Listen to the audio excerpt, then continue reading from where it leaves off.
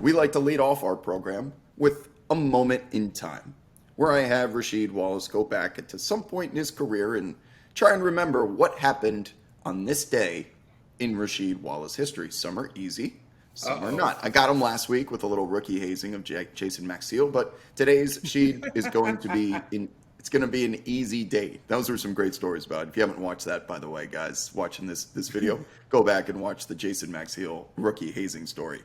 Today's date, June 6th. This is, again, an easy one. June 6th, 2005. Mm-hmm. That's in San Antonio.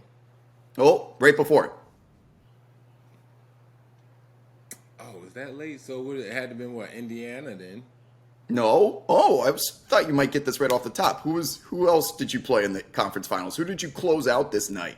You had one of your best performances of your career. Oh, Miami? Yeah, in Miami.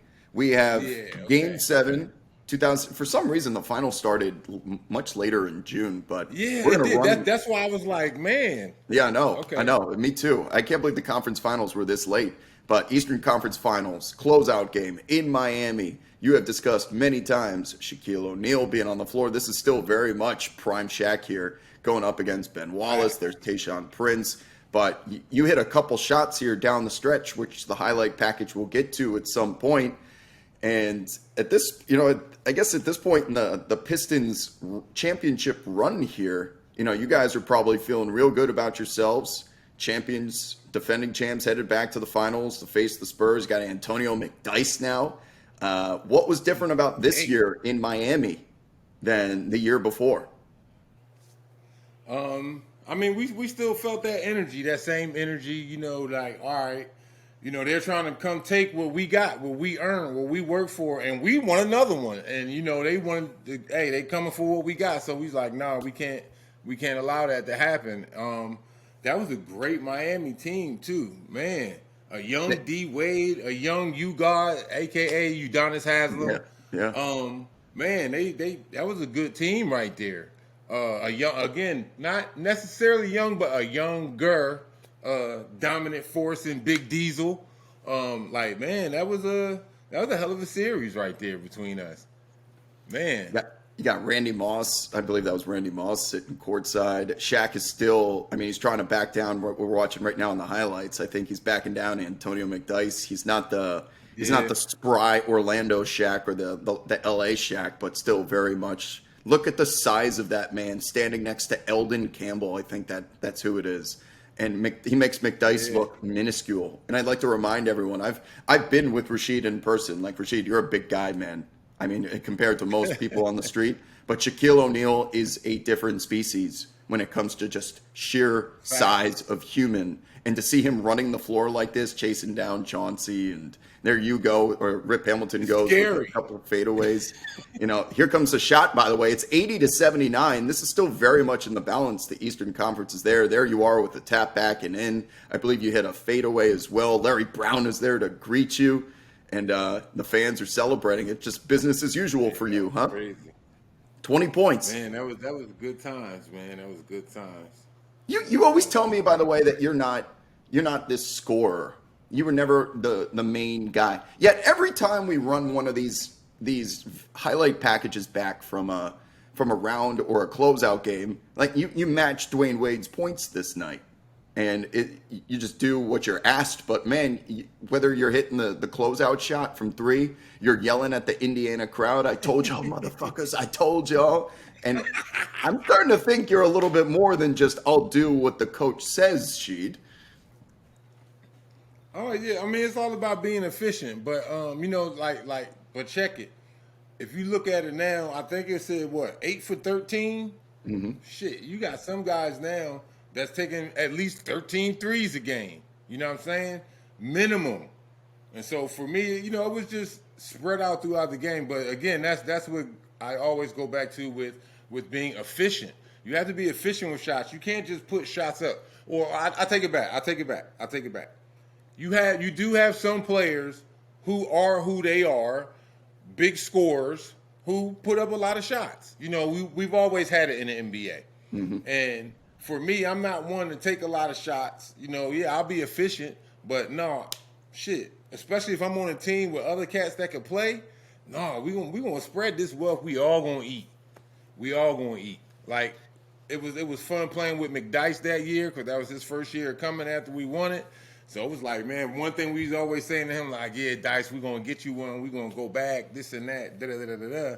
And man, it was a hell of a year, a fun year. And this series right here, man, it was fun on and off the court.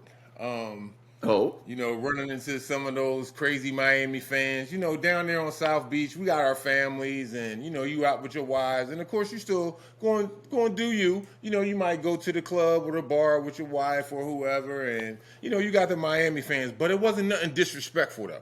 You know what I'm saying? People just let you know, like, oh, we're going to bust y'all ass tomorrow. Da, da, da. I'm like, all right, we're going to give y'all this gas. We're going to give y'all everything y'all fucking want. Da, da, da, da, da. So it was never nothing like, well, come do something about it then. Like, nah.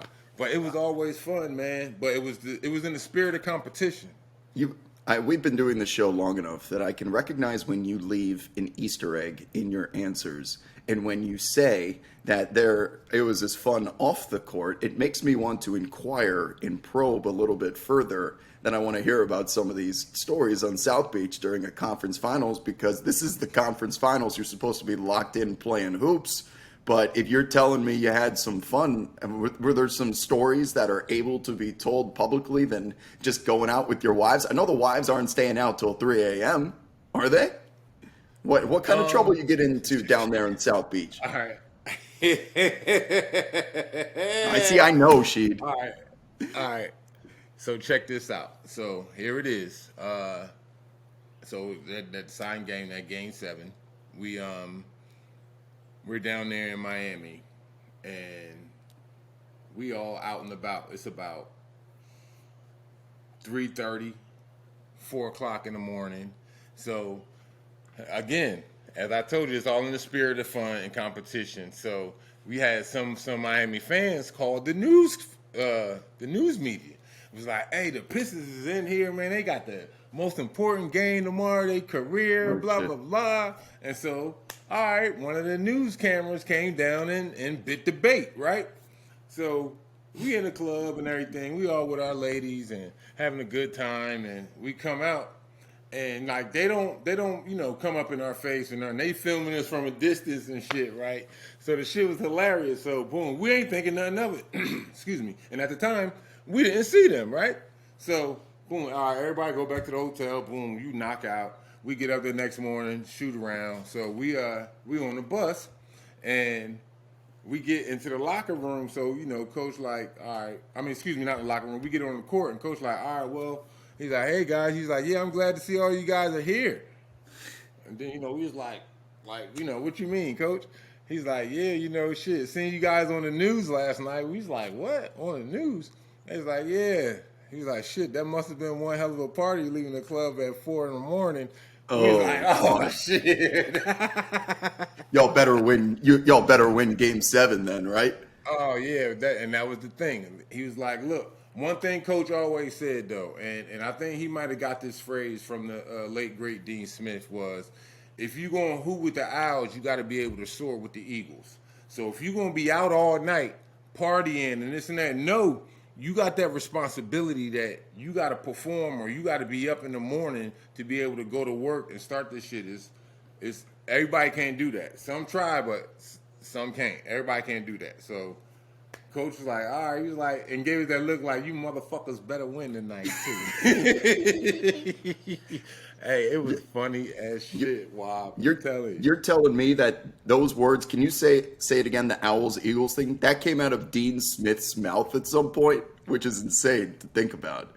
If you're going to be up with the Owls, you got to soar with the Eagles? If you're going to who with the Owls, you got to be able to soar with the Eagles. So in the college terms, Coach, his main thing, he liked to practice early afternoon. So if you look at it on the college part, yeah, you might be out. It's a Thursday, Friday, Saturday night. You in the frat court or whatever. You drinking. So, of course you got some guys who was late to practice or come there smelling like the brewery or whatever. But, that's normal.